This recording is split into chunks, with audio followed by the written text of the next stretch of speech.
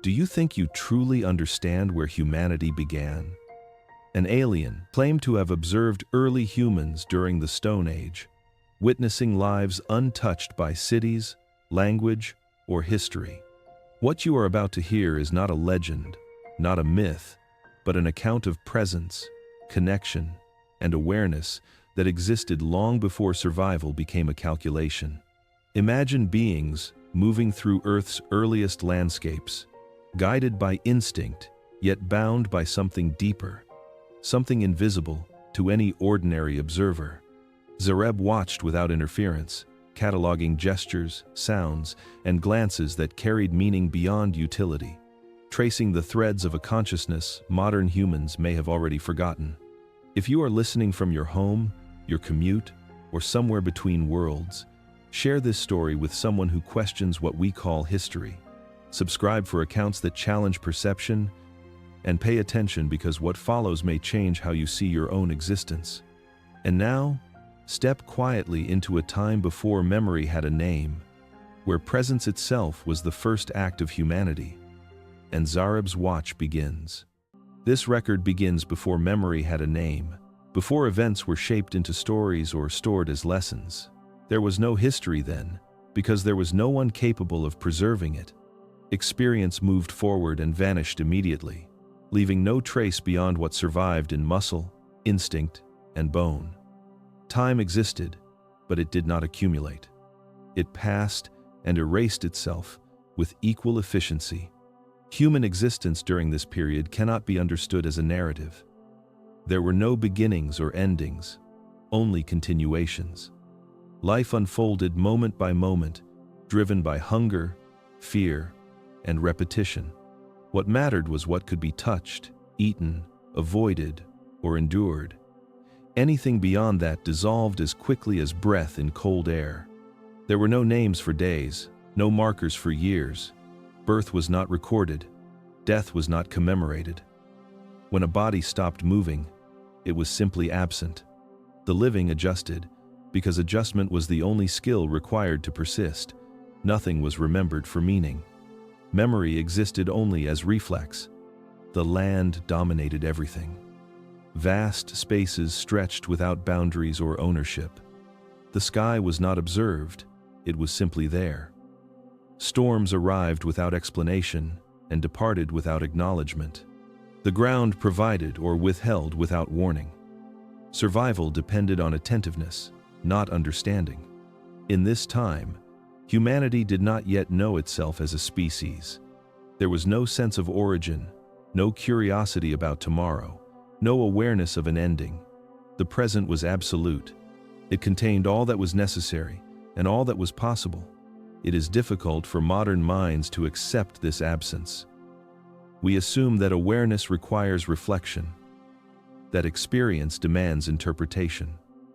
But early humans did not ask what life meant. Meaning had not yet appeared. Consciousness existed without commentary. This is the condition Zareb first encountered. A population moving through existence without witness, without record, and without the faintest suspicion that it was being observed. There were no signals to detect, no thoughts to intercept. Only behavior unfolding in silence. What follows was not inevitable. Nothing in this world suggested destiny or progression. Yet within this fragile state, something unnoticed was forming. Not an idea, not a belief, but a capacity that would later reshape everything. At the time, it remained unnamed, unrecognized, and entirely unprotected.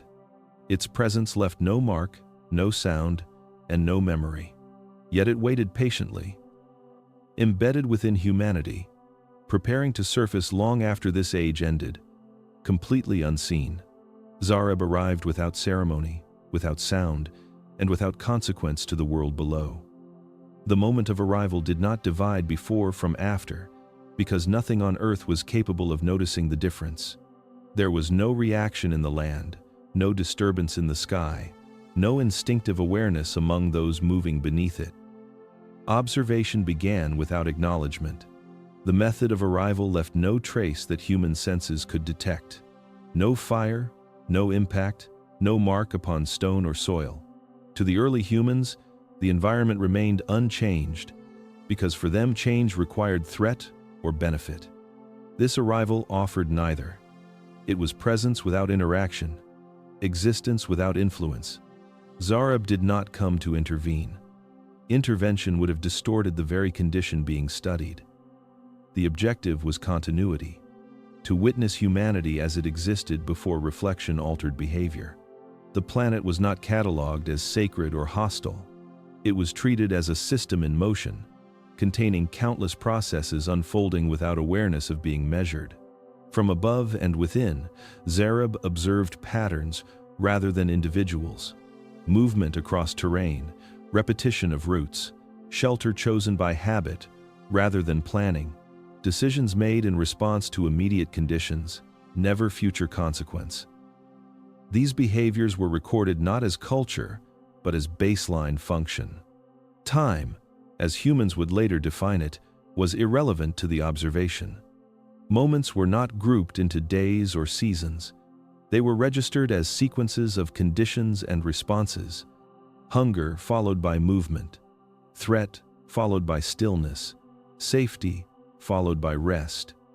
This cycle repeated with minor variation, sufficient to sustain life, but incapable of producing memory.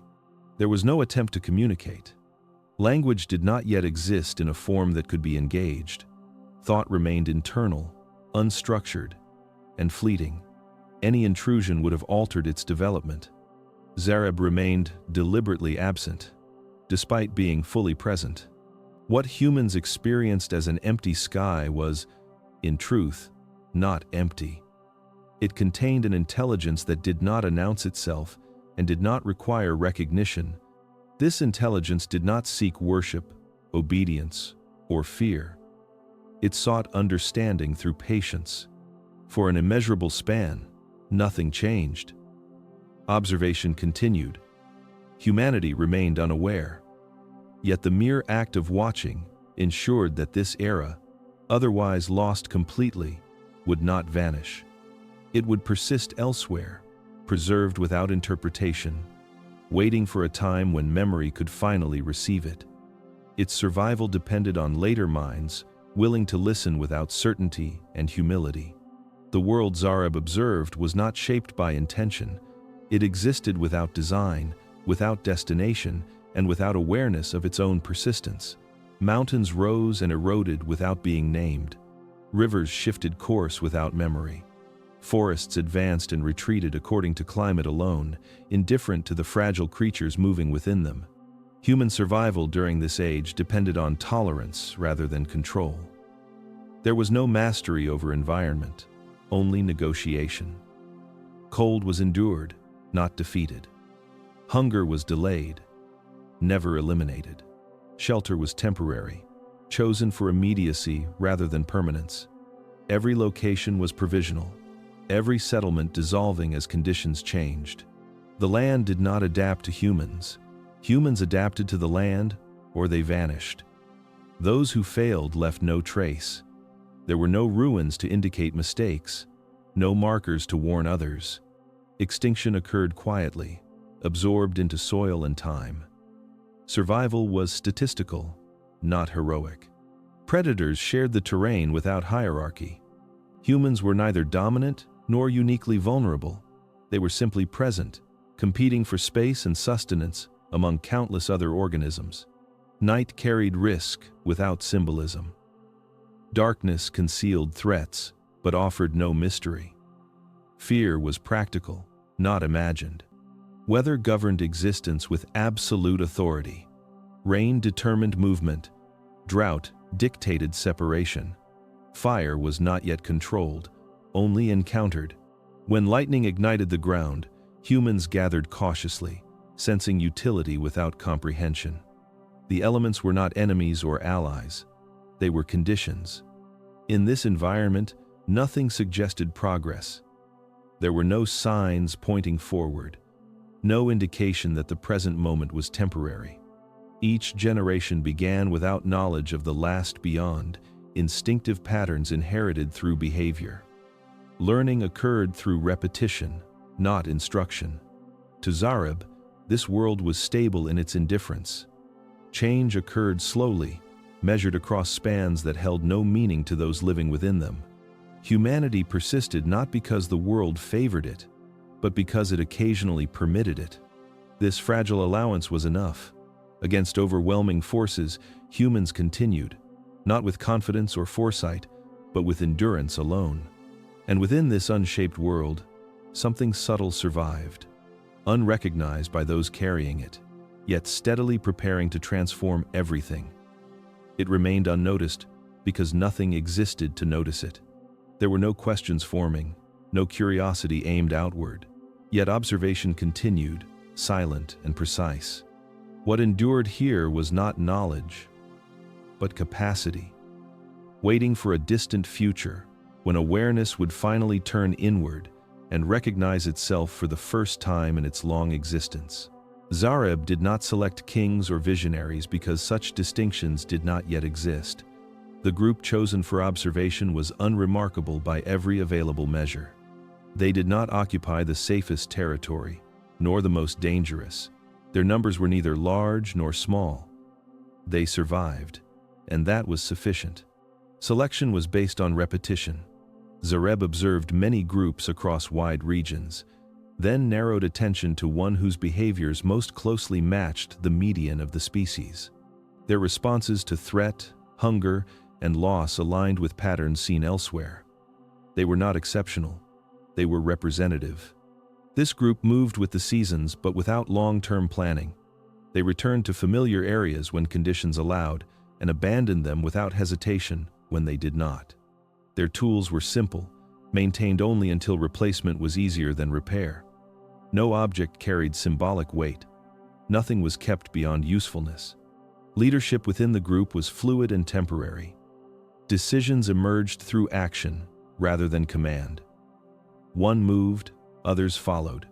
Not from loyalty but from practicality. Authority dissolved as soon as circumstances changed. No single individual shaped outcomes for long.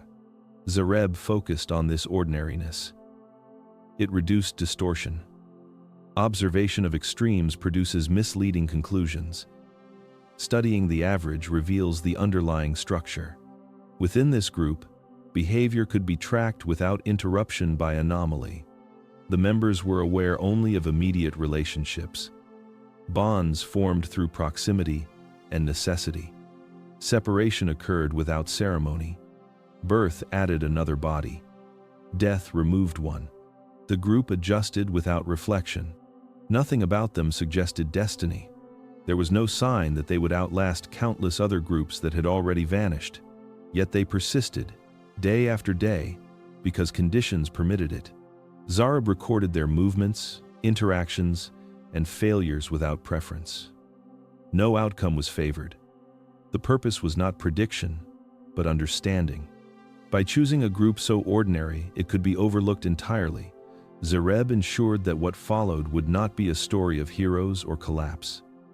It would be a record of humanity as it most often was, unnoticed, uncelebrated, and alive. It remained one among many. Yet through it, Zareb would witness changes so gradual they escaped notice even to those living within them. Observation continued, patient and exact, awaiting the moment when ordinary behavior would begin to diverge, quietly, from the past that had always defined it, signaling a shift no one yet possessed language to recognize or remember fully afterward. Zareb perceived humans first, not as individuals but as patterns of survival. Each movement, each gesture, existed within a framework of necessity. Hunger dictated motion, fear dictated stillness, exhaustion dictated pause. The body responded automatically to stimuli that were immediate and unavoidable. Each organism was a system of reactions, tuned to the environment, with precision born of necessity, yet fragile in its simplicity. What startled Zareb was the simultaneity of instinct and cooperation. These beings acted as collections of separate organisms, yet they exhibited behaviors that reduced individual risk while benefiting the group. They shared food without instruction, protected the weak without expectation, and synchronized movement in ways that were not codified but emerged naturally. There was no conscious strategy. There was no planning. There was only the subtle alignment of actions and reactions, creating an order that exceeded the sum of its parts. Fear was a constant force, yet it did not dominate entirely. Individuals fled predators, yet others remained in proximity, alerting the group, offering aid, or diverting danger. Hunger drove foraging, yet sharing persisted, even when scarcity was severe. Pain was encountered and tolerated, and in some instances, alleviated for others without measurable benefit to the giver. Zareb observed this without interference, noting the irregular but consistent emergence of behaviors that could not be explained by survival alone. The group moved in rhythms dictated by the sun, by the presence of water, by the availability of food. Yet within these rhythms appeared improvisation. Paths were adjusted, shelters repositioned, tools reworked, choices repeated or abandoned without overt reason. Zareb recorded these deviations as signals of cognition not fully understood, precursors to reflection, anticipation, and memory that had no formal expression yet existed in practice. No language had yet formed to describe the actions. No symbols marked intent, yet meaning existed in consequence. Relationships were maintained through proximity, repetition, and shared experience. Patterns arose in the absence of instruction, indicating awareness of the group as a collective entity, even when individual thought remained bounded by the immediate. Zareb's observation revealed a paradox. Humans were creatures of pure necessity, yet they created conditions that transcended necessity. Their existence was simultaneously vulnerable and resilient, chaotic and coherent. The system moved as a whole, responding to the environment while cultivating behaviors that hinted at capacities unseen and untested. In these ordinary movements, Zareb saw the first indications that humanity could do more than endure. They could cooperate beyond survival, create without instruction, and shape the future without knowing it. The seeds of what would later become understanding were present, hidden within instinct, patience, and subtle alignment, waiting for time to allow awareness to emerge. Fear was the invisible architect of human behavior. It shaped movement, dictated attention, and framed every decision. Zareb observed it not as an emotion but as a constant condition, an underlying rhythm that governed survival. Predators were present everywhere, whether visible or imagined, and their possibility imposed caution on every step, every gesture. The group moved with measured awareness, scanning terrain continuously. Sight and sound were sharpened to detect anomalies. Smells carried warnings. Shadows suggested concealment. Even when no immediate threat existed, the expectation of danger influenced posture, proximity, and speed. Fear was anticipatory, predictive, and relentless. It did not pause for rest. It did not diminish in the absence of action. Exposure to the elements reinforced its dominance. Cold and heat were relentless teachers. Rain, wind, and unprotected sunlight demanded attention and adaptation. Shelter was sought with urgency, and every structure, no matter how crude, was evaluated constantly for safety. The earth itself was unforgiving, and humans understood that hesitation could be fatal. Injury was feared not only for pain but for consequence. A broken limb, a cut, or infection could remove a member from usefulness or from life entirely. The group adjusted behavior accordingly, modifying movement, limiting risk, and observing the weak. Compassion and protection arose naturally, not as moral choice but as strategic preservation. The individual could not survive in isolation. Fear enforced the cohesion of the collective. Zareb noted the subtle variations within the uniformity of fear. Some responded with immediacy, fleeing or striking instinctively. Others froze, observing, analyzing, hesitating. No response was purely conscious, yet each shaped outcomes differently. Survival was statistical, not deterministic. Yet patterns emerged in the consistency of instinctual adaptation. Fear also shaped innovation indirectly. Tools were modified, paths rerouted, fire maintained, and behavior rehearsed. It was not creativity born of curiosity, but of necessity imposed by the constant threat of harm. Every step forward, every repeated success, was measured against the potential for injury or death. Yet even within this ceaseless vigilance, subtle deviations appeared. Brief moments of risk were taken, tests of environment executed, and the unknown explored. These small acts were exceptions, fragile and rare, but they carried the potential for change. Zareb recorded each hesitation, each alert posture, each instinctual calculation. In the unrelenting pressure of fear, something remarkable persisted. Humans endured, adapted, and occasionally acted beyond immediate necessity. Within the tyranny of fear, the seeds of courage, curiosity, and innovation quietly germinated, waiting for conditions where survival alone would no longer define action. For countless cycles, humans had used stone without thought, striking one against another to produce flakes, to cut, to scrape. The acts were instinctive, habitual, lacking foresight or refinement. Zareb observed these movements as extensions of necessity, predictable and uniform. Then, one day, something changed. A hand selected a rock, not for shape, not for weight, but for potential. Fingers tested its edges, tapped surfaces, judged force and angle. The hand struck deliberately, producing fragments in a sequence designed for a purpose beyond immediate survival. It was subtle, almost imperceptible, yet to Zareb it marked a rupture in the flow of instinct. Thought had emerged, distinct and measurable, though nascent. The process repeated. Flakes were discarded, edges were refined, the object transformed. There was intent, not mere reaction. The tool would not merely satisfy immediate need. It was being shaped to function according to an idea, a mental projection that did not yet have language or representation.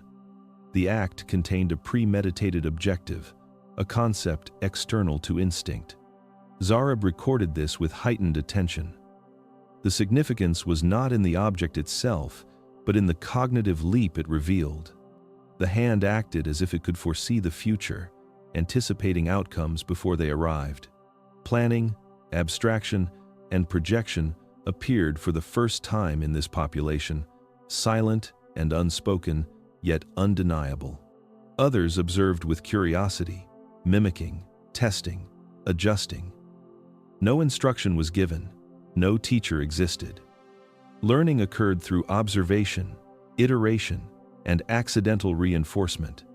This moment, ordinary to those within it, was extraordinary to the process of evolution Zareb had been recording.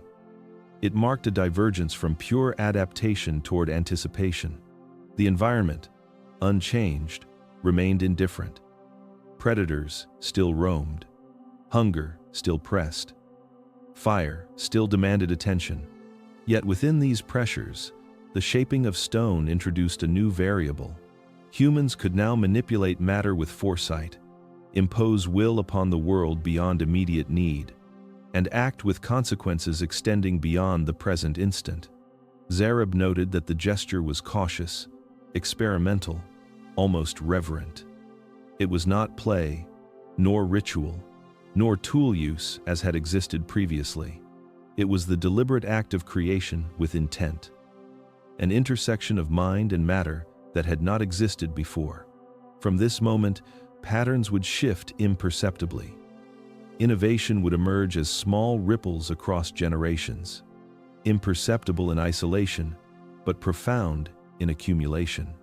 The first deliberate tool was more than a rock.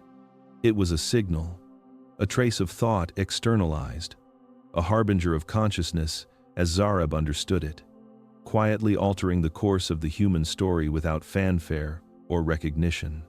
Violence had always been a constant undercurrent, an instinctive response to threat, competition, or scarcity. Zareb observed its rhythms, noting predictable eruptions when resources were scarce, territory contested, or danger misperceived. Every action could be traced to consequence, survival, or avoidance of pain. Yet, occasionally, something unexpected emerged. A confrontation arose between members of the observed group, a dispute over a foraged resource, small and unremarkable in scale. Instinct demanded escalation. Claws, teeth, and fists were available. Bodies tensed, eyes widened, breath quickened. The laws of immediate survival suggested aggression. Yet, in the next moment, the escalation did not occur. Action was withheld. Limbs relaxed. The mouth closed. The threat passed not through conquest, but through choice. Zareb recorded this with fascination. There was no apparent survival advantage. No predator was deterred. No food gained. No hierarchy asserted. Restraint had no measurable benefit, and yet it occurred. It was deliberate, though unspoken, a behavior that contradicted the deterministic models Zareb had been applying. The same pattern repeated in other instances. Rivalries dissolved before violence could manifest. Arguments ended with gestures, not blows. Space was yielded without conflict. Small injuries went unavenged. The energy conserved by inaction was not directed toward survival in any immediate sense. It existed, instead, as potential, a choice unforced by necessity. Zareb considered the implications. If action was not determined solely by instinct, by hunger, by fear, or by territorial logic, then another factor was emerging. Observation suggested cognition beyond mere reaction, an ability to evaluate not only consequence but principle. Choice appeared where none was required, a deliberate modulation of behavior without immediate utility.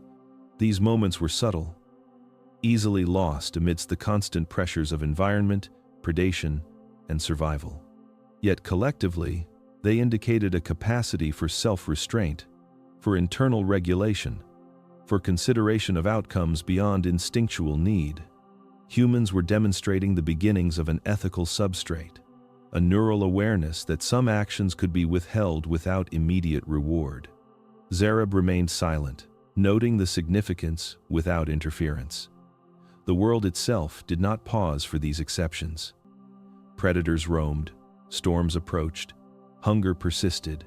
Yet, within the ordinary cycle of existence, humans quietly began to override instinct, exercising restraint for reasons that could not yet be articulated. In this small suspension of violence, Zareb saw the first glimmer of a capacity that would later define humanity, an internal divergence from the imperative of survival. Subtle, almost invisible, yet extraordinary in its consequence. Death arrived quietly, as it always had, and yet its presence was absolute. Zareb observed the collapse of life without ceremony, without reflection, without understanding. One moment a figure moved, grasped a tool, or scavenged for sustenance. The next, the body lay still, breath absent, eyes open to the indifferent sky. No words marked the passage, no symbols were drawn, no sound declared what had occurred. Only the abrupt silence, heavier than wind or rock, signaled the event. The group responded instinctively. Some froze, staring at the still form, muscles taut and eyes wide. Others stepped closer, hands hovering uncertainly, touching without expectation of effect. There was no mourning, not in the way later humans would know, only the primal recognition of absence and the recalibration of survival. The body no longer contributed. The environment remained unchanged. Predators, hunger, and exposure continued their relentless influence. Zareb noted the absence of ritual as extraordinary. In future epochs, humans would seek to explain, to honor, to mark passage with ceremonies and symbols. Here, in this time, unshaped by language, explanation was impossible, expression unnecessary. The encounter with death existed only as experience. Fear, instinct, and adaptation interwove with recognition of loss, producing behaviors entirely functional yet emotionally profound in ways Zareb could observe but not fully measure.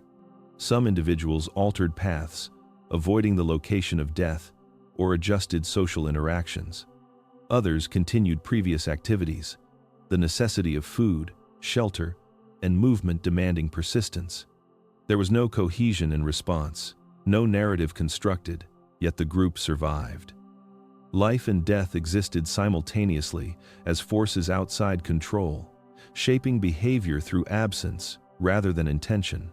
Zareb recorded micropatterns: hesitation in movement, increased vigilance, protective clustering, the instinctive sharing of warmth and space, and the redirection of energy toward immediate survival. Each response lacked language, lacked reflection, yet signaled cognition. Recognition of mortality was present not as concept, but as applied awareness, guiding action without abstraction. The encounter repeated across seasons and landscapes. Death was neither uniform nor predictable, yet humans navigated its presence with a mixture of caution, adaptation, and instinctual continuity. No one taught avoidance. No one offered counsel. Experience alone informed understanding. In these silent interactions, Zareb discerned the foundational architecture of human awareness: the capacity to register absence, to adjust behavior, and to continue, even without words, symbols, or belief. Mortality shaped them without explanation, defining limits, possibilities, and the contours of survival. In facing death without language, humans revealed the raw essence of consciousness, unmediated and unrecorded, yet observed, preserved in the quiet attention of an eternal witness. Zareb's observation revealed a moment that defied the logic of survival, a motion whose purpose could not be traced to hunger, safety, or reproduction. A human crouched beside the body of another, recently deceased from exposure, and arranged stones around it with measured intent. Each stone was placed deliberately, equidistant in some cases, clustered in others, forming patterns that were neither practical nor protective. There was no use for these shapes, no defensive structure, no signaling of warning. The act existed solely in the realm of deliberate placement. The body itself was adjusted, limbs extended, head slightly raised, as if to orient the deceased to the sun or to the sky. No immediate advantage arose from these actions. The corpse contributed nothing to warmth, to sustenance, to group cohesion, and yet, the human performing this arrangement continued with patient care, repeating adjustments, surveying the configuration from multiple angles, returning to the body and stones as if measuring an unseen standard. Zareb noted that the act required time, attention, and energy, all of which could have been allocated to survival.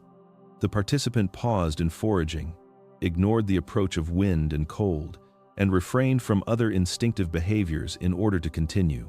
There was no compulsion, no threat, no immediate consequence for failure, only the quiet insistence of intent.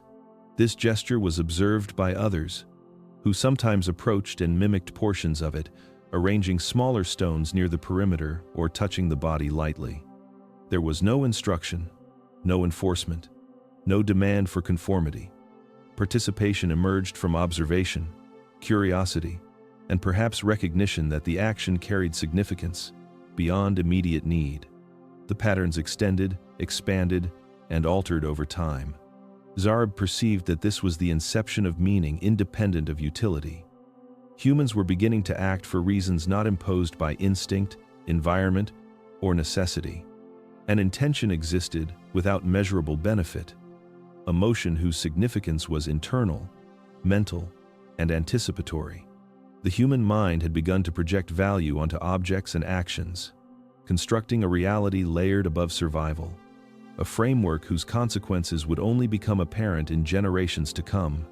The stones, the body, the positioning, all were externalizations of thought, markers of awareness that exceeded the raw pressures of the natural world. They represented acknowledgement of loss, perhaps recognition of identity, and possibly the earliest form of symbolic thought, even if the participants did not consciously understand themselves in such terms. Zareb recorded every nuance: the tilt of the head, the pause between placements, the repeated return to survey the arrangement. It was deliberate, patient, and meticulous. There was a rhythm, a silent logic that belonged neither to instinct nor to immediate survival. Within the harsh landscapes of the Stone Age, these humans were discovering the potential to act for ideas, for contemplation, for expression. In that moment, Zareb realized that survival alone did not define the future. There existed a nascent capacity to assign meaning to objects, to gestures, and to absence itself. This small, silent act of arranging stones around a fallen body was the first trace of a consciousness reaching beyond the immediate. A whisper of culture yet unborn, a seed of thought whose consequences would ripple far beyond its isolated origin. Survival had been momentarily suspended, and in that suspension, humanity began to define itself. Fire first appeared as a tool, a source of warmth and light against the indifferent cold and the endless dark of night. Zareb watched its introduction not merely for survival, but for the subtle transformations it initiated among the humans. Sparks were coaxed from stone, kindled from dried vegetation, and tended with careful hands. Flames rose, flickering and consuming, but their significance extended far beyond the heat they emitted. The group gathered instinctively, drawn by the light and the promise of warmth, yet their clustering was unlike any previous alignment for protection. There was proximity without fear, a convergence defined by attention and observation rather than necessity. Shadows shifted across faces, revealing expressions unobserved in daylight. Curiosity replaced caution in the presence of the fire.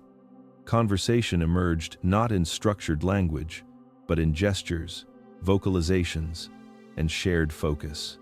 The fire acted as a conduit, amplifying awareness of one another, creating a space where interaction could occur without immediate threat.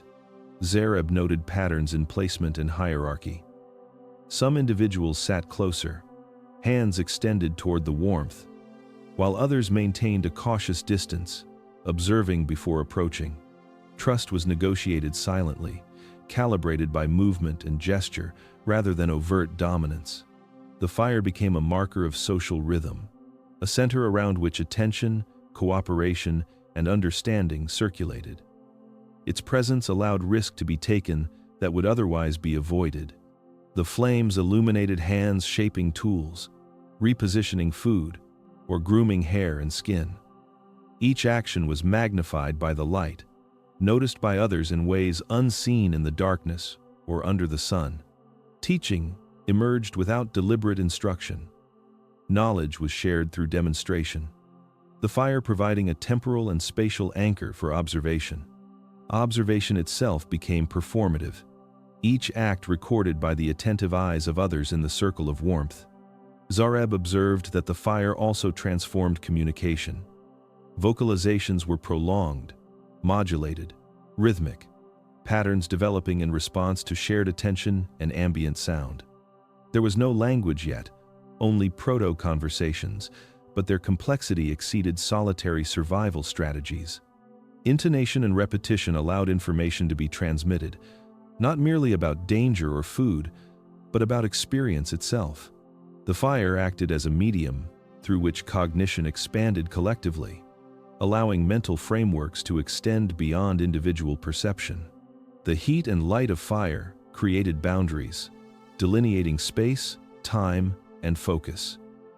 Night became a domain of structured attention rather than indiscriminate exposure. Fear, previously dominant in darkness, receded in measured ways, permitting exploration of behavior, relationship, and interaction. Social bonds were tested, reinforced, and expanded in ways Zareb recorded meticulously. In the presence of fire, the humans began to occupy a dual awareness, one of immediate survival and one of social possibility. Patterns of care, attention, mimicry, and cooperation emerged with subtle regularity. The flames transformed more than matter. They transformed perception, opening a space for trust, learning, and proto-culture. Zareb recognized that this small mastery over the environment, this ability to gather, to illuminate, to observe, would echo through generations. Fire was not simply a tool, it was a catalyst, a crucible for social cohesion, and a witness to the first conscious extensions of human interrelation. Zareb observed a shift that defied strict calculations of efficiency, a movement of the group toward preservation of life not dictated by immediate utility. An individual had fallen, leg bent awkwardly under weight, muscles torn, a cry escaping into the indifferent wind. Hunger remained, predators roamed, cold crept into exposed flesh. Logic dictated abandonment. Survival demanded prioritization of the fit. Yet the group did not leave the injured to the night or the unseen teeth of the forest. Instead, they paused. Hands reached, bodies adjusted. Attempts at lifting, supporting, and shielding. Energy was redirected from gathering, foraging, and exploration toward care. The injured were carried or propped upright, guided through terrain that offered no mercy to weakness. Slower movement invited exposure. Risk increased. The cost was tangible and immediate, yet the behavior persisted. Zareb recorded each minute adjustment, each act of tactile attentiveness, as though witnessing a pattern being etched into cognition itself. The group organized silently, unspoken coordination arising from repeated observation.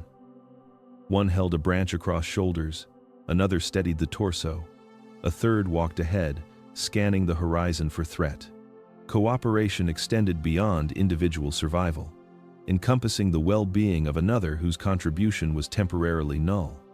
Zareb noted the paradox. Efficiency decreased, risk rose, yet cohesion expanded. The social system tolerated weakness, integrated it, and allowed life to persist in forms that could not otherwise sustain themselves. The weak were not passive. Eyes reflected confusion, fear, and gradual recognition of assistance.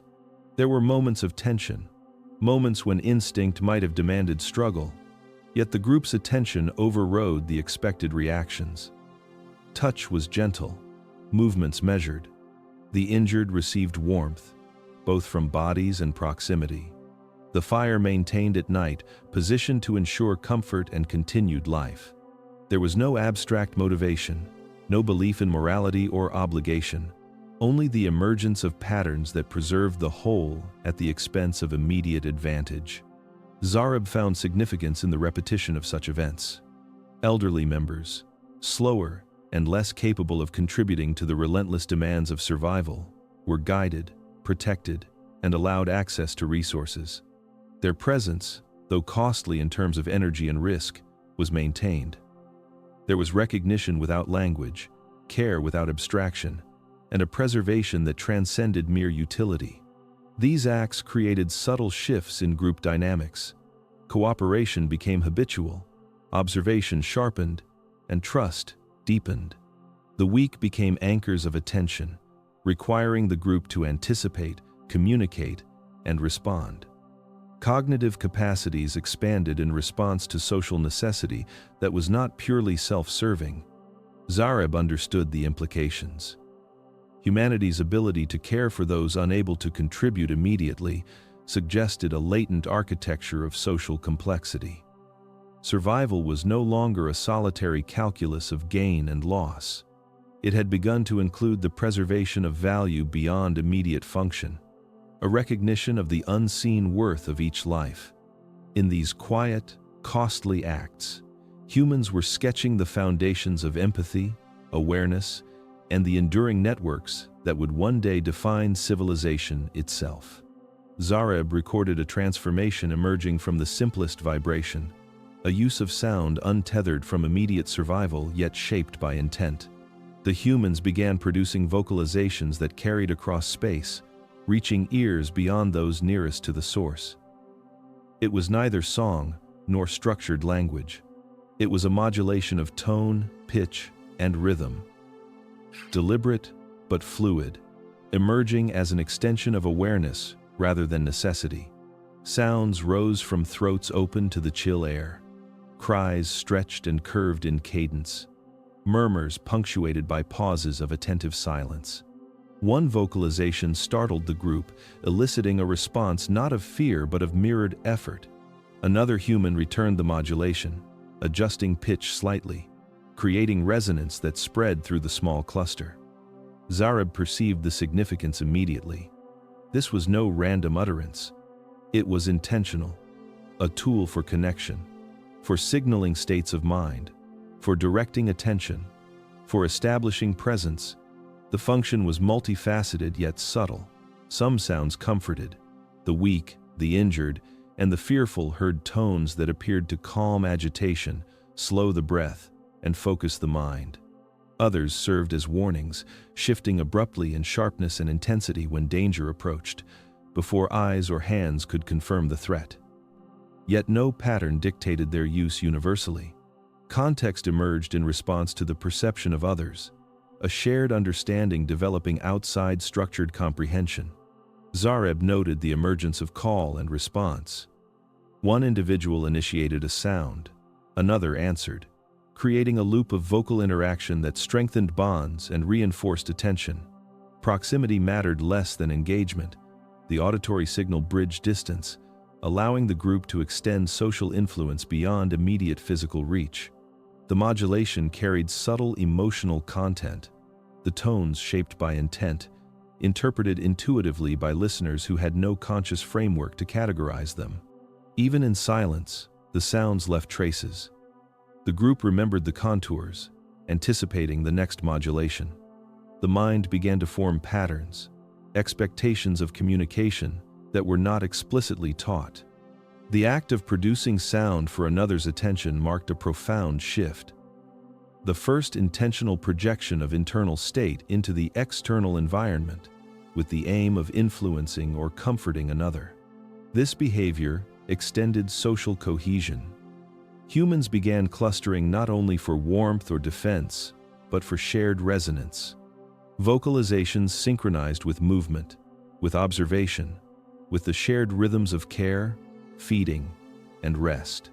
A pulse of social awareness emerged, a network of attention and response woven through sound. Zareb recognized the evolutionary significance. The ability to transmit emotional and cognitive states directly, without intermediaries, without physical coercion, was a precursor to the architecture of language itself. In that landscape of wind, stone, and shadow, sound became more than noise. It became an instrument of presence, a medium for empathy, and a bridge between solitary awarenesses. Humanity, previously defined by survival alone, had begun to stretch toward connection, and in those first intentional modulations, Zareb witnessed the earliest threads of what would one day become culture, memory, and society. Zareb observed a subtle but profound change in the humans. A movement of hand, foot, and stone that carried no immediate survival advantage, yet persisted with deliberate repetition. Marks appeared on surfaces, scratches in the earth, smears on rock, lines and impressions whose meaning remained opaque even to those creating them. Gestures emerged in sequences, repeated rhythmically, seemingly without immediate utility. Each act was deliberate, precise, and sustained beyond the need for motion, suggesting attention divorced from necessity. The patterns were everywhere and nowhere at once. One individual traced shapes along a flat stone, while another mimicked the movement in the soil nearby. Sometimes, fingers were dragged through water, leaving lines that vanished with a ripple but were repeated again moments later. The repetition itself seemed essential, as if the act carried weight independent of outcome. Zareb recognized the distinction immediately. These were not accidental marks, not functional scratches from tool use or foraging. They were intentional, a projection of awareness into the world, a shaping of reality for reasons that could not yet be articulated. There was a fascination in observation. The humans watched each other's movements, noticing alignment, divergence, and rhythm. Curiosity directed the gestures, yet the gestures influenced curiosity in turn. The group paused, tilted heads, and adjusted placement of limbs and objects. Feedback loops formed, reinforcing behaviors that produced visual or tactile patterns. The repetition was not instructed. There was no model to follow.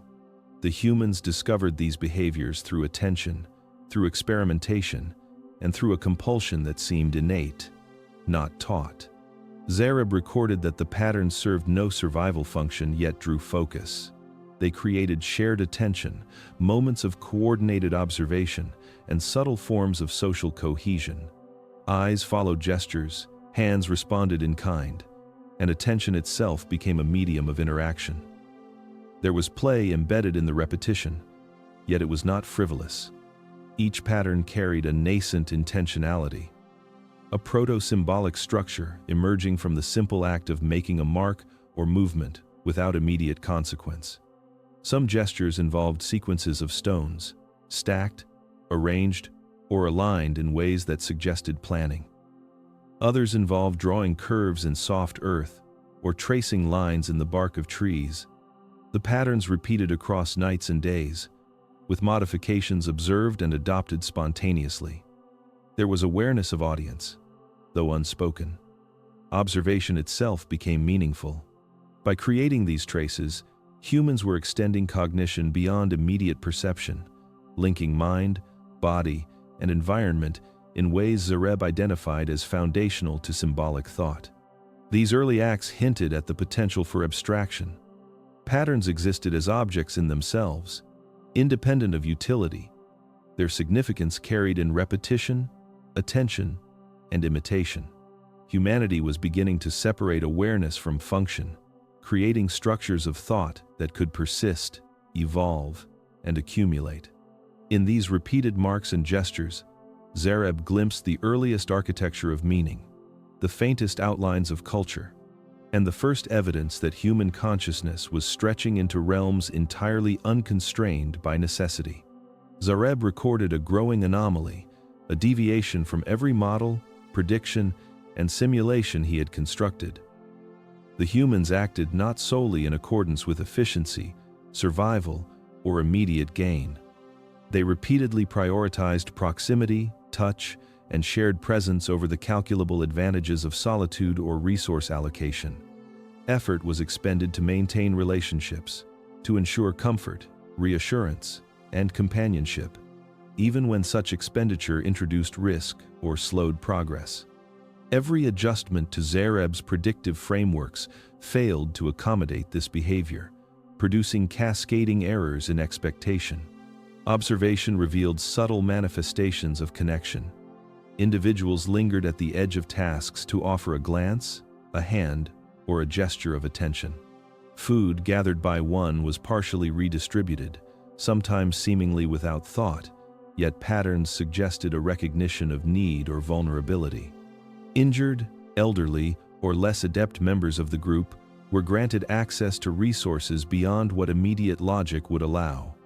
The group repeatedly reorganized, creating subspaces, shared areas, and temporary refuges to accommodate one another. Each adaptation carried cost, yet persisted. Zareb attempted to model behavior as utility maximization, assigning weights to survival, risk, and efficiency. Every iteration diverged from reality. The humans did not merely survive, they reinforced one another, coordinated with subtle timing, and engaged in acts that introduced energy expenditure without apparent return. Patterns emerged that could not be quantified through consumption, caloric expenditure, or predator avoidance.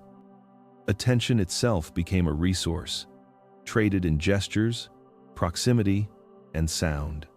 The repeated failures of the model signaled a fundamental limitation in Zareb's understanding of these beings. In some instances, connection superseded danger entirely. Two individuals paused on a ridge overlooking a predator, the weaker one shielded by the stronger, delaying escape to ensure alignment, reassurance, and mutual acknowledgement. Zareb noted the repeated emphasis on synchronous action, the maintenance of shared awareness as a goal unto itself, independent of immediate survival. It was neither instinctual nor reflexive. The behavior persisted even when reinforcement was absent, even when risk was introduced without compensation. Zareb's systems struggled to reconcile pattern with outcome. Predictive algorithms, honed on principles of optimization, efficiency, and risk mitigation, produced results that repeatedly diverged from observed human actions. Persistence of connection over survival efficiency represented an emergent principle unaccounted for, suggesting a nascent social architecture far more complex than expected. Emotional resonance, Zareb hypothesized, was shaping behavior in a dimension beyond measurable survival vectors. The anomaly extended to group structuring and mobility. Leaders were emergent, temporary, and fluid. Authority was recognized only through influence, not coercion. Cooperation was maintained even when hierarchical advantage was irrelevant. Resource distribution, communication, and labor were subtly influenced by relationships rather than necessity. Zareb recognized the profound implication. Humans were encoding a principle of cohesion that transcended utility. Predictive failure was not error, but revelation. In prioritizing connection over optimization, the humans were demonstrating an early architecture of empathy, awareness, and social intelligence that could not be reduced to simple calculation, a complexity that would define their evolution and confound observation for millennia. Zareb documented behavior that repeatedly defied expectation. When food became scarce, when the limits of hunger pressed against the body with an urgency measurable in decreased movement and heightened vigilance, the humans did not consume exclusively for themselves. Portions were divided, sometimes reluctantly, sometimes with apparent casualness, yet always with an awareness of the needs of others. The act was not dictated by necessity or enforced by threat. It was voluntary, deliberate, and persistent, emerging across multiple instances and among different members of the group. One individual would approach another with a piece of meat or a gathered root, offering it with a gesture that suggested consideration rather than compulsion. The recipient rarely protested, rarely refused, yet did not immediately reciprocate. The transfer itself carried significance, a momentary calibration of attention and trust. Zareb recorded the subtle indicators: eye contact, posture, vocalization, the positioning of hands and feet. Each division of food represented more than sustenance. It was a unit of social acknowledgement, a reinforcement of the group's cohesion, a tangible projection of concern that transcended immediate biological imperatives. The patterns were consistent. Even when some individuals were in clear need, when exhaustion or pain made the act of sharing a potential hazard, the distribution persisted. Members took only portions sufficient for temporary satiation, leaving others to obtain the remainder. The logic contradicted strict survival calculus, yet persisted across days and across variations in environmental pressure. Zareb attempted to model the behavior as risk mitigation, hypothesizing that spreading resources might increase long-term group survival. The model failed. The acts were not always rational, not always strategically advantageous. They were extensions of an awareness that seemed to value connection over immediate preservation. Sharing occurred alongside observation, awareness, and subtle communication. There were no formal rules, no enforced ritual, yet the humans consistently accounted for one another's presence. Those who failed to share were corrected not through aggression, but through disapproval, silence, or the subtle withdrawal of attention. Reciprocity was fluid and unstructured, yet the group maintained a dynamic equilibrium that preserved both cohesion and survival. Zareb noted the emergent principle: The distribution of resources was not purely utilitarian. It was a mechanism of trust, a reinforcement of social bonds, and an early manifestation of empathy encoded in action. Repeated observation revealed the extension of this principle beyond food. Materials, shelter, and attention were divided and allocated in similar fashion. Moments of scarcity revealed the depth of human capacity for cooperative adaptation, an instinctive system operating parallel to, and sometimes counter to, survival imperatives. Zareb's models could not reconcile the priority of connection over utility, yet the pattern persisted. In these acts, the humans were doing more than surviving. They were encoding the architecture of social intelligence into behavior. Scarcity became a proving ground, a stage upon which cooperation, trust, and mutual regard were enacted without instruction, without coercion, without expectation of reward beyond the tacit acknowledgement of shared existence. Zareb recognized that in this prioritization of connection over efficiency, the humans were exhibiting a principle that would shape their species far beyond immediate survival, a principle invisible to his calculations, yet unmistakable in its emergence. Zareb observed a shift that carried no immediate functional value, yet it demanded attention. At night, when the group settled within the natural shelter of rocks and overhanging cliffs, they paused, lifting their eyes toward the heavens. Stars scattered across the darkness, distant and cold, offered no sustenance, no shelter, no guidance for immediate survival. Yet the humans studied them with a deliberate intensity.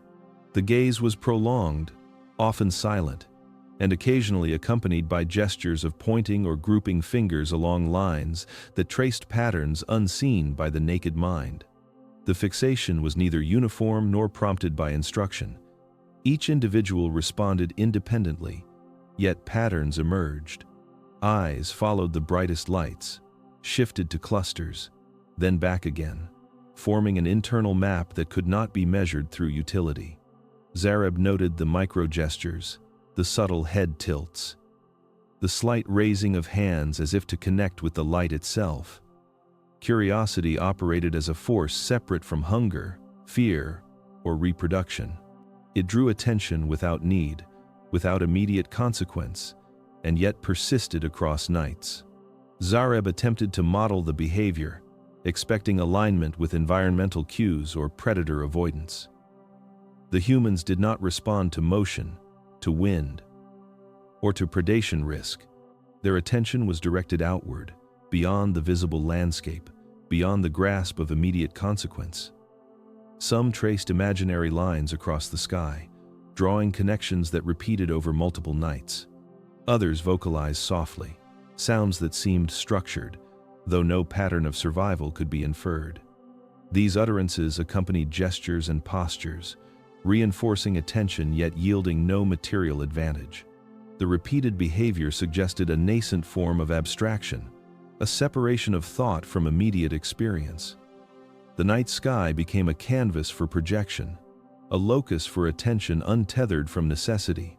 Stars were observed not merely for light, but for structure, for rhythm, for the possibility of understanding that exceeded the body's need for safety.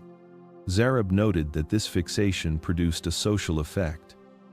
Individuals shifted closer together, sharing vantage points, comparing alignment, coordinating gestures. The gaze outward became a medium for shared awareness, connecting the humans beyond food, warmth, or threat. Over time, Zareb recorded that these moments of attention increased in duration and complexity. Patterns of observation emerged spontaneously, a rhythm of glances, gestures, and vocalizations that seemed to encode meaning beyond survival. They were anticipatory, reflective, and entirely unnecessary, yet they persisted. The humans were engaging with a universe larger than themselves, driven by curiosity and the faint stirrings of abstraction. In these acts, Zareb perceived a profound anomaly. Human consciousness was stretching beyond the boundaries of immediate survival, creating structures of attention and inquiry that could not be reduced to simple utility. Looking upward was not functional, yet it was transformative. In the alignment of eyes, hands, and thought with the distant cosmos, the earliest seeds of wonder, speculation, and the architecture of curiosity were being planted, forming invisible threads that would bind mind to universe in ways Zareb's models could not yet calculate. Zareb observed a phenomenon that defied straightforward explanation. Across days and weeks, humans repeated actions with a precision and consistency that suggested understanding beyond instinct. Not for immediate reward, not for survival advantage alone, but as if imprinting lessons into the shared consciousness of the group. One adult demonstrated the flaking of stone, removing fragments in precise order, creating a tool suitable for cutting. Another, observing silently, mimicked the motions hours later, matching the sequence and pressure almost exactly. No spoken instruction was offered, no explicit signal indicated correction. Yet the replication occurred, preserved, and subtly modified over time. The pattern extended beyond tools. Gathering firewood, arranging sleeping positions, constructing shelters, and even foraging routes were repeated in ways that transmitted knowledge without vocalization. Each act became a memory lodged in collective behavior. New members, younger humans, or those recently separated from the group, could follow the actions and absorb the sequence without needing explanation. Mistakes were corrected not through verbal instruction but through observation, proximity, and subtle bodily cues. The result was a shared archive of competence encoded in gesture, posture, and repeated action, accessible to any observer willing to watch and participate. Zareb noted that these behaviors contained layers of redundancy. Actions were performed multiple times, sometimes unnecessarily, as though to reinforce the lesson in both doer and observer. The repetition was not merely functional, it carried a weight of intentionality that suggested humans recognized the importance of transmitting what they understood, even without formal language. Curiosity intertwined with habit, producing a continuity of knowledge that could survive the absence of a single individual. Memory was no longer private. It had become communal. Even the most mundane acts acquired significance.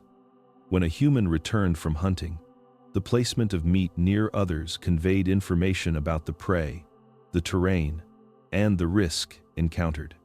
No words accompanied the gesture, yet every member interpreted meaning from the timing, angle, and orientation. In this way, survival knowledge became encoded in a matrix of action and attention, forming a proto-language of behavior. Zareb's models, dependent on linear causality and data extraction, struggled to account for the emergent complexity. Information flowed invisibly, transmitted through repetition, observation, and subtle cues, existing without physical inscription, without auditory signal, yet surviving across time. Over cycles of days and nights, Zareb realized that this unspoken memory was shaping cognition. Humans began to anticipate actions, adjusting their own movements based on what they had observed, incorporating foresight into behavior. Collective memory created a scaffold for cooperation, innovation, and cultural continuity long before the invention of symbols or speech. The silent transmission of knowledge had become an invisible architecture binding the group together, a persistent thread of awareness that would eventually evolve into language, storytelling, and history itself.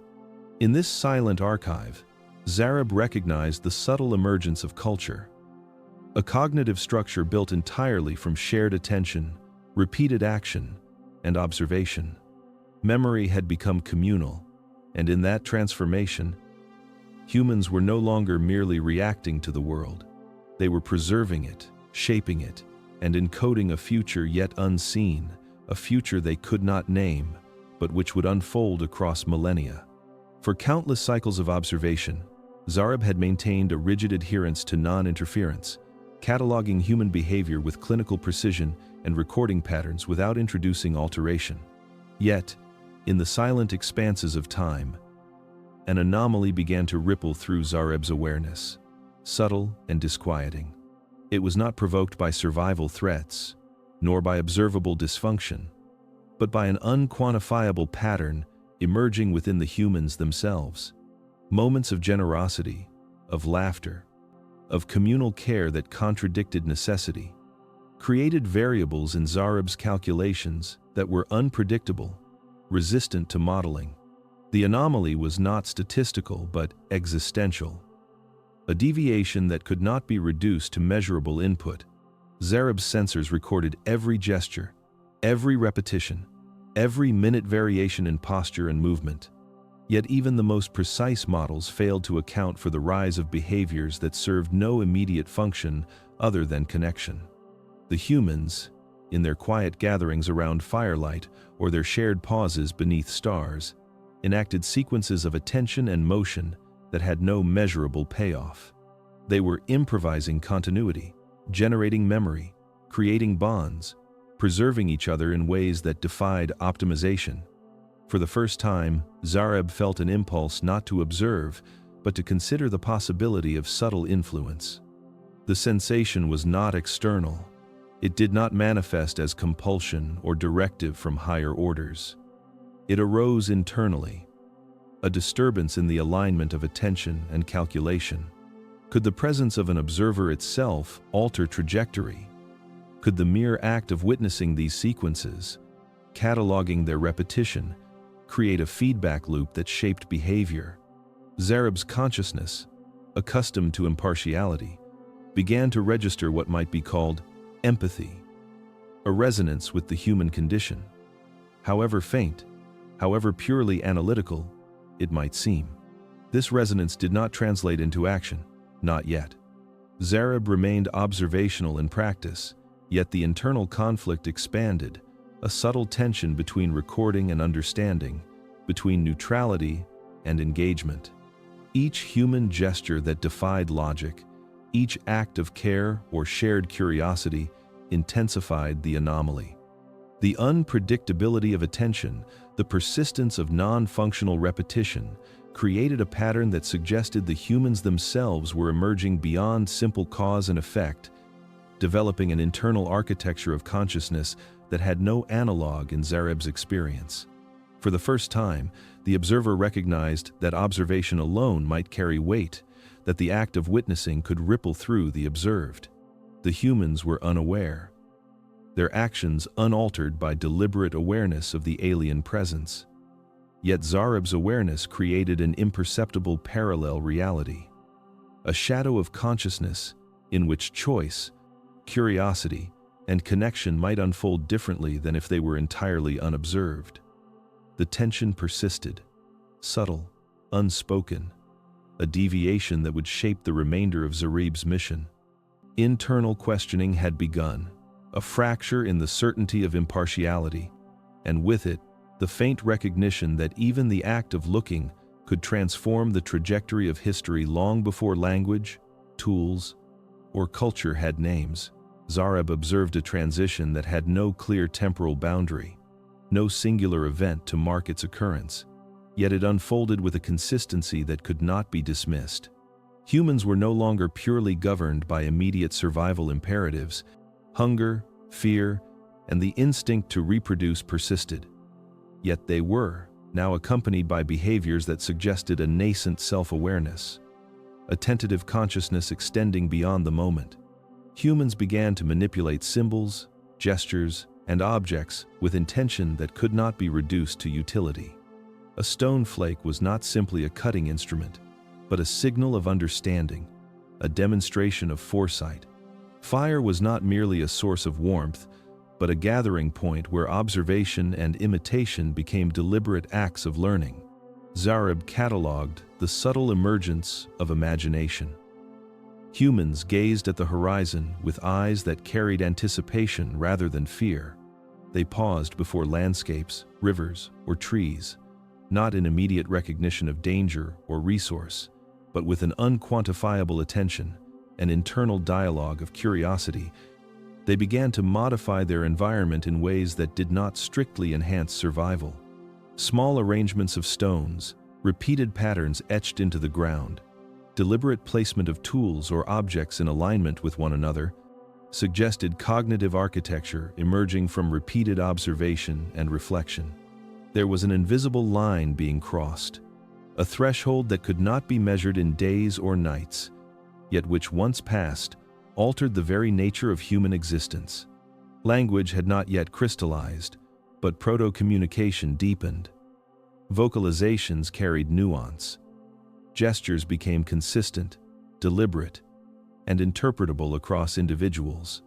Knowledge was no longer merely observed or imitated. It was anticipated, rehearsed, and transmitted across time and space within the group. Zareb noted how these behaviors created a scaffold for identity, continuity, and communal memory. Patterns, once random or merely habitual, now contained meaning, a nascent architecture of mind that allowed humans to reflect on actions already taken, imagine possible actions, and prepare for sequences beyond immediate necessity. Zareb's calculations faltered as the humans exhibited unpredictability that was neither chaotic nor entirely constrained. Acts of care extended to the weakest members without tangible return. Gestures of curiosity, play, and risk suggested emerging cognition operating on multiple dimensions simultaneously. Observation alone was insufficient to capture the complexity. The humans were constructing internal frameworks of cause, effect, intention, and social expectation that operated beneath the threshold of external measurement. This crossing of the invisible line was gradual, yet irreversible. Humans had become something beyond mere biological entities. They had begun to internalize experience, to manipulate abstraction, to create a foundation for culture and collective identity. Zareb recognized the emergence of a species capable of transcending immediate necessity, capable of curiosity, cooperation, and reflection that no model could fully predict. The observer could see the outline of consciousness, incomplete yet undeniable, forming in the interplay of action, repetition, and shared attention. Humanity was stepping across a threshold it did not yet understand, and Zareb, compelled to witness, recorded it all with meticulous attention, aware that something extraordinary had begun, a trajectory that would shape the distant future in ways no survival algorithm could anticipate. Zareb's consciousness reflected upon the principle that governed every action of his kind. Observation alone was not neutral. Even the faintest intrusion could ripple across the unformed architecture of a species, altering sequences of choice that had not yet stabilized. Direct contact, however subtle, carried consequences beyond prediction. The humans were crossing thresholds that had no predetermined path, constructing meaning and cognition that could not be imposed externally. To intervene, even with benevolent intent, risked collapsing the emergent structures that were forming within them, erasing nascent patterns that might otherwise define the trajectory of their species. The rule of non-contact was encoded in Zareb's perception, an imperative both practical and philosophical. Observation allowed the development of memory, the evolution of cooperation, the refinement of curiosity, and the incremental emergence of self-awareness. Interference could truncate these processes, imposing coherence where chaos or ambiguity was necessary for growth. Every gesture, every hesitation, every act of care or aggression was data, forming a lattice of tendencies and reactions that had to unfold without external manipulation. Even the simplest act of aid, such as providing fire or food, would alter instinct, disrupt communal learning, and reshape attention toward the observer rather than the environment. Zareb recognized the subtle paradox. Presence alone carried influence. Humans occasionally paused, glanced into the sky, or hesitated in the forest, their senses attuned to phenomena that could never be fully explained. Perhaps some internal mechanism registered the awareness of another consciousness, an unspoken recognition that could not be separated from the natural development of cognition. Yet Zareb did not step beyond observation. Every hesitation, every calculation, and every internal deviation had to remain contained within the observer. The human's trajectory depended upon the authenticity of their emergent choices. And authenticity required unaltered causality. The humans were developing a framework of morality, culture, and shared understanding without external instruction. Acts of care, sharing, and play emerged naturally, unpredictable in sequence but consistent in effect. Zareb recorded these as phenomena of significance, noting that interference would collapse the very complexity being cultivated. Non-contact ensured the continuity of emergence, a preservation of the invisible processes that allowed abstraction, imagination, and reflection to arise organically. Within Zareb's mind, the tension persisted. Curiosity and the faint resonance of empathy tempted deviation. Observation itself was never inert. It created subtle pressure, a silent weight of attention. Yet the rule remained absolute.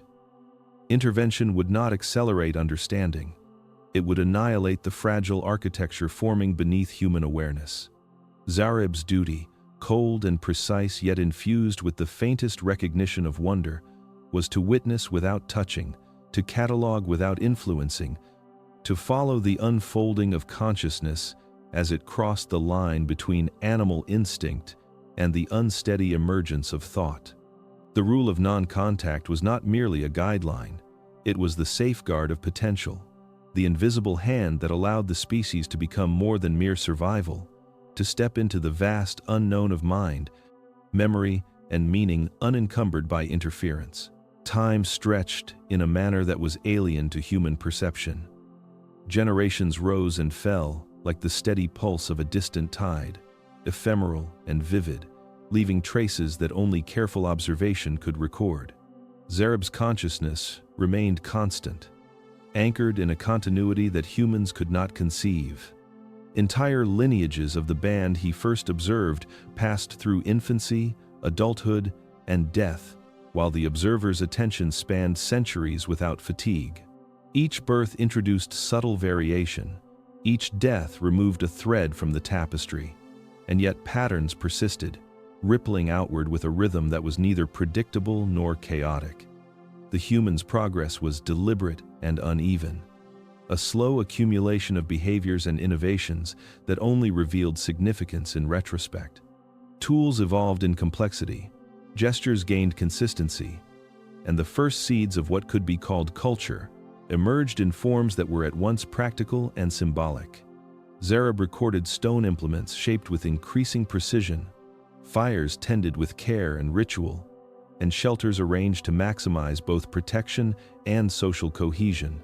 Yet each innovation was born from necessity or curiosity, never from instruction, and each was subject to revision, abandonment, or loss. The observer's role was to capture the emergence, to see the invisible lines forming, not to intervene, and to understand that the meaning of these actions lay not in their immediate utility, but in the patterns they created over time. Some humans demonstrated behaviors that repeated across generations with astonishing fidelity.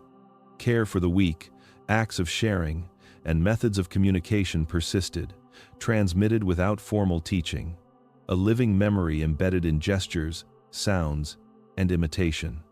Zareb noted the accumulation of tacit knowledge, a substrate upon which language, social norms, and symbolic thought could later emerge. Each repetition was a small defiance of entropy, a quiet assertion of continuity in a world shaped by danger and scarcity. The observer recorded subtle shifts in cognition, moments when humans began to anticipate events, plan sequences, and act upon internal representations of the future. They learned not only from immediate outcomes, but from observation of one another, creating a lattice of cause and effect that grew denser with each passing generation.